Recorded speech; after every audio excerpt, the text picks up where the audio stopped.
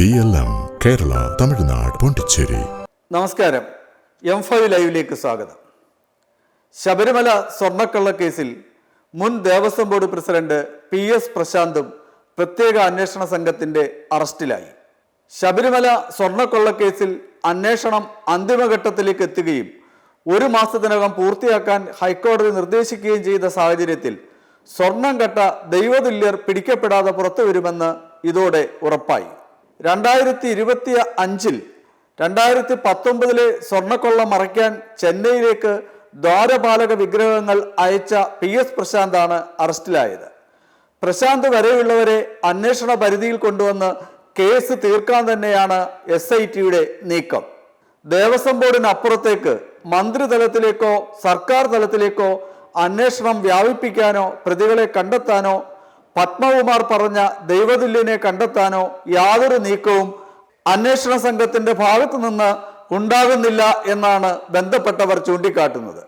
ആഭ്യന്തര വകുപ്പിന്റെ ചുമതലയിലുണ്ടായിരുന്ന അന്നത്തെ മുഖ്യമന്ത്രി പിണറായി വിജയനും ദേവസ്വം മന്ത്രിമാരായിരുന്ന കടകംപള്ളി സുരേന്ദ്രനും വാസവനും അറിയാതെ ശബരിമലയിൽ നിന്ന് സ്വർണം പോയിട്ട് വാഴക്കൊല പോലും കടത്താനാവില്ല എന്നാണ് ശബരിമലയിലെ സുരക്ഷാ സംവിധാനവുമായി വർഷങ്ങളോളം ബന്ധമുള്ള ഉന്നത ഉദ്യോഗസ്ഥർ സൂചിപ്പിക്കുന്നത്.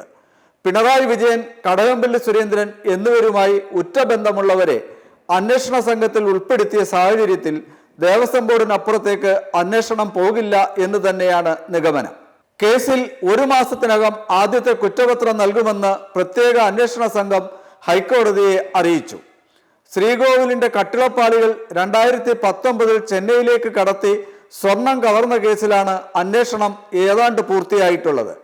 അന്തിമ റിപ്പോർട്ട് നൽകിയതിനു ശേഷം പ്രോസിക്യൂഷൻ അനുമതിക്ക് നടപടി സ്വീകരിക്കുമെന്ന് ഹൈക്കോടതിയുടെ ദേവസ്വം ബെഞ്ചിനെ പ്രത്യേക അന്വേഷണ സംഘം അറിയിച്ചു. ദ്വാരപാലക ശില്പത്തിന്റെ പാളികളിൽ നിന്ന് സ്വർണം കവർന്ന കേസിൽ അന്വേഷണം ഇനിയും പൂർത്തിയാകാനുണ്ട്. 2019 2025 കേസുകൾ ഒന്നിച്ചാണ് അന്വേഷിക്കുന്നത്. ജാംഷഡ്പൂരിലെ CSIR നാഷണൽ മെറ്റലർജിക്കൽ ലബോറട്ടറിയിലാണ് സ്വർണത്തിന്റെ പരിശോധന പൂർത്തിയാക്കിയത്. അവിടുത്തെ പരിശോധനാ ഫലം കേസിന് ശക്തമായ പിന്തുണ നൽകുന്നതും കുറ്റകൃത്യത്തിന്റെ വ്യാപ്തിയെക്കുറിച്ചും രീതിയെക്കുറിച്ചും വെളിച്ചം വീശുന്നതുമാണെന്ന് അന്വേഷണ സംഘം ജസ്റ്റിസ് രാജ വിജയരാഘവൻ, ജസ്റ്റിസ് KV ജയകുമാർ എന്നിവർ ഉൾപ്പെട്ട ദേവസ്വം ബെഞ്ചിനെ അറിയിച്ചു. ചെമ്പ് തകിടുകളിൽ പതിപ്പിച്ചിരുന്ന സ്വർണം പ്രത്യേകതരം സ്ട്രിപ്പിംഗ് സോൾട്ട് ഉപയോഗിച്ച് വേർതിരിച്ചെടുത്ത രീതി, പാളികളിലുണ്ടായിരുന്ന സ്വർണത്തിന്റെ അളവ്, ഗുണനിലവാരം, സ്മാർട്ട് ക്രിയേഷൻസ് രണ്ടാമത് പൂശാൻ ഉപയോഗിച്ച സ്വർണത്തിന്റെ അളവ് ഇവയെല്ലാം കണ്ടെത്താൻ രാസപരിശോധനയിലൂടെ കഴിഞ്ഞു. ചെന്നൈ സ്മാർട്ട് ക്രിയേഷൻസിൽ നിന്ന് പിടിച്ചെടുത്ത സ്ട്രിപ്പിംഗ് സോൾട്ട് ഉപയോഗിച്ച് സ്വർണം വേർതിരിച്ച രീതിയും തെളിയിക്കപ്പെട്ടു. ചെമ്പുപോളികളുടെ മെറ്റലർജിക്കൽ സവിശേഷതകളെക്കുറിച്ചും സ്വർണം വേർതിരിച്ചെടുത്ത രീതികളെക്കുറിച്ചുമൊക്കെ ലബോറട്ടറി റിപ്പോർട്ടിൽ വ്യക്തമായി പറയുന്നുണ്ട്. ലബോറട്ടറിയുടെ പ്രവർത്തനത്തെയും റിപ്പോർട്ടിനെയും കോടതി അഭിനന്ദിച്ചു. ഫോറൻസിക് ശാസ്ത്രീയ തെളിവുകളുടെ മാത്രം അടിസ്ഥാനത്തിലായിരിക്കും കേസ് മുന്നോട്ട് പോവുക എന്ന് പ്രത്യേക അന്വേഷണ സംഘം പറഞ്ഞു. ദേവസ്വം ബോർഡിന്റെ മുൻ പ്രസിഡന്റ് PS പ്രശാന്ത് അറസ്റ്റിലായതോടെ അദ്ദേഹത്തെ വീണ്ടും വിശദമായി ചോദ്യം ചെയ്യുമെന്നാണ് സൂചന. സെപ്റ്റംബർ 3 കേസ് വീണ്ടും കോടതി പരിഗണിക്കുക. അതിനു മുമ്പ് അന്വേഷണം പൂർത്തിയാക്കാൻ പ്രത്യേക അന്വേഷണ സംഘത്തോട് കോടതി നിർദ്ദേശിച്ചിട്ടുണ്ട്. ഇതിനിടെ ശബരിമലയിലെ അഴിമതി പൂർണ്ണമായും തടയാനും പൂജാസാധനങ്ങൾ വാങ്ങുന്നതിലെ ക്രമക്കേട് ഒഴിവാക്കാനും കേന്ദ്രീകൃത സ്റ്റോർ സമ്പ്രദായവും കമ്പ്യൂട്ടറൈസ്ഡ് അക്കൗണ്ടിംഗ് സമ്പ്രദായവും ആരംഭിച്ചു.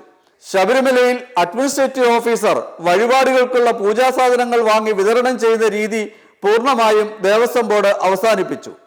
ബോർഡിന്റെ കേന്ദ്രീകൃത സ്റ്റോർ വഴി മാത്രം പൂജാദ്രവ്യങ്ങൾ വാങ്ങി സൂക്ഷിക്കാനും വിതരണം ചെയ്യാനുമാണ് തീരുമാനം. ചിങ്ങമാസ പൂജ മുതൽ കേന്ദ്രീകൃത സ്റ്റോർ സമ്പ്രദായം നടപ്പിലാക്കാനാണ് ദേവസ്വം ബോർഡിന്റെ തീരുമാനം. പാല്, പൂക്കൾ, ഇളനീർ, പഴം തുടങ്ങിയ എല്ലാ വഴിപാട് സാധനങ്ങൾക്കും ഈ നിർദ്ദേശം ബാധകമാണ്. സ്റ്റോറിലെ മുഴുവൻ രജിസ്റ്ററുകളും കമ്പ്യൂട്ടർ വഴിയാക്കും. ശബരിമലയിലെ ഉദ്യോഗസ്ഥർക്ക് ലഭിച്ചിരുന്ന വലിയ സാമ്പത്തിക നിയന്ത്രണ അധികാരവും അഴിമതിക്കുള്ള സാധ്യതയും ഇതോടെ ഇല്ലാതാകും. ശബരിമലയിൽ അഡ്മിനിസ്ട്രേറ്റീവ് ഓഫീസറായി എത്തുന്നവർ വഴിപാട് സാധനങ്ങൾക്കുള്ള പണം സ്വന്തമായി വാങ്ങിയ ശേഷം ഭക്തരിലൂടെ സാധനങ്ങൾ ലഭ്യമാക്കുന്ന രീതിയാണ് വർഷങ്ങളായി നിലനിന്നിരുന്നത്. വിശുദ്ധ സ്ഥലത്തെ അവിശുദ്ധ സമ്പ്രദായം എന്നാണ് ഹൈക്കോടതി ഇതിനെ വിശേഷിപ്പിച്ചത്. അഷ്ടാഭിഷേകത്തിനായി നേരിട്ട് വാങ്ങിയ പാൽ, ഇളനീർ, പനിനീർ എന്നിവയ്ക്ക് സ്റ്റോക്ക് രജിസ്റ്ററോ ലെഡ്ജറോ സൂക്ഷിച്ചിരുന്നില്ല. സാധനങ്ങൾ വാങ്ങിയതിന് ബില്ലുകൾ അല്ലെങ്കിൽ അനുബന്ധ രേഖകൾ ഉണ്ടായിരുന്നില്ല എന്നും അന്വേഷണത്തിൽ കണ്ടെത്തിയിരുന്നു. കഴിഞ്ഞ 10 വർഷത്തിനിടെ 31,313 അഷ്ടാഭിഷേകങ്ങളാണ് നടന്നത്. ഇതിനുവേണ്ടി 94 ലക്ഷം രൂപ വിവിധ അഡ്മിനിസ്ട്രേറ്റീവ് ഓഫീസർമാർ കൈപ്പറ്റിയിരുന്നു. ഭക്തന്മാർ സ്പോൺസർഷിപ്പിലൂടെ നൽകുന്ന സാധനങ്ങളും ഇനി മുതൽ കേന്ദ്ര സ്റ്റോറിലൂടെ മാത്രമേ സ്വീകരിക്കുകയും വിതരണം ചെയ്യുകയുള്ളൂ. വരാൻ പോകുന്ന മണ്ഡലകാലത്തിന്റെ മുന്നോടിയായി പൊതുമരാമത്ത് മന്ത്രി PK ബഷീർ ശബരിമലയിലേക്കുള്ള ഗതാഗത സംവിധാനം അവലോകനം ചെയ്തു. 450 കോടി രൂപ ചെലവിൽ ശബരിമലയിലേക്കുള്ള റോഡുകൾ ഉയർന്ന നിലവാരത്തിലാക്കുമെന്ന്, അടുത്ത തീർത്ഥാടന കാലത്തിന് മുമ്പ് ഇത് നടപ്പിലാക്കുമെന്നും പത്തനംതിട്ടയിൽ ചേർന്ന യോഗത്തിന് ശേഷം മന്ത്രി ബഷീർ മാധ്യമങ്ങളോട് പറഞ്ഞു. റോഡുകളുടെ മരാമത്തിന് പകരം ഉന്നത നിലവാരമുള്ള ഗതാഗത സംവിധാനം തീർത്ഥാടനത്തിൽ ഒരുക്കുകയും സുരക്ഷ ഉറപ്പാക്കുകയുമാണ് ലക്ഷ്യമെന്ന് മന്ത്രി പറഞ്ഞു. അപകട സാധ്യതയുള്ള സ്ഥലങ്ങളിൽ 15 കോടി രൂപ ചെലവിട്ട് വാഹനങ്ങൾ ഇടിച്ചു മറിയാതിരിക്കാനുള്ള സംവിധാനം ഒരുക്കും. പൊതുമരാമത്ത്, ദേശീയപാത അതോറിറ്റി, ജല അതോറിറ്റി തുടങ്ങിയവയുടെ സംയുക്ത യോഗം ശബരിമലയിലെ സംവിധാനങ്ങൾ വിലയിരുത്തുമെന്നും മന്ത്രി അറിയിച്ചു. ഇതിനിടെ ചിങ്ങമാസ പൂജ മുതൽ ശബരിമല തന്ത്രിയായി ചുമതലയേൽക്കേണ്ട കണ്ഠര് രാജീവര് ആരോഗ്യ പ്രശ്നങ്ങൾ മൂലം തനിക്ക് പകരം മകൻ കണ്ഠര് ബ്രഹ്മദത്തിനെ ചുമതലയേൽപ്പിക്കണമെന്നാവശ്യപ്പെട്ട് നൽകിയ കത്തിൽ തീരുമാനമെടുക്കാൻ ഹൈക്കോടതി ദേവസ്വം ബെഞ്ച് തിരുവിതാംകൂർ ദേവസ്വം ബോർഡിനെ തന്നെ ചുമതലപ്പെടുത്തി. സംസ്ഥാന സർക്കാരിന്റെ അഭിപ്രായവും കോടതി തേടിയിട്ടുണ്ട്. തന്ത്രിസ്ഥാനം പാരമ്പര്യ അവകാശത്തിൽപ്പെട്ടതായതുകൊണ്ട് ഔപചാരിക നിയമനാധികാരിയായ ദേവസ്വം ബോർഡിന് മറിച്ചൊരു തീരുമാനമെടുക്കാൻ കഴിയില്ല എന്നാണ് നിയമവിദഗ്ധരും താന്ത്രിക രംഗത്തെ പ്രമുഖരും ചൂണ്ടിക്കാണിക്കുന്നത്. മെമ്പർമാരുടെ നിക്ഷേപങ്ങൾക്ക് ഉയർന്ന ലാഭവിഹിതം നൽകുന്ന കേന്ദ്ര സർക്കാർ സഹകരണ registered society Bharat Lajna multi state housing cooperative society limited.